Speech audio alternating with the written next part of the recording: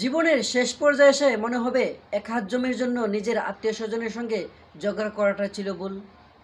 মিথ্যে গর্ভধার স্বপ্ন দেখিয়ে তার সাথে প্রেমের অভিনয় করাটা ছিল ভুল। ক্ষমতার দাপট দেখিয়ে দুর্বল প্রতিবেশীকে হয়রানি করাটা ছিল ভুল। দুর্নীতি করে সম্পদের পাহাড় গড়াটা ছিল ভুল। উপরে ওঠার সিঁড়ি তৈরি করতে গিয়ে নিজের বন্ধুর সাথে প্রতারণা করাটাই ছিল ভুল। দিনের পর দিন মানুষকে অকারণে কষ্ট দেওয়াটা ছিল ভুল।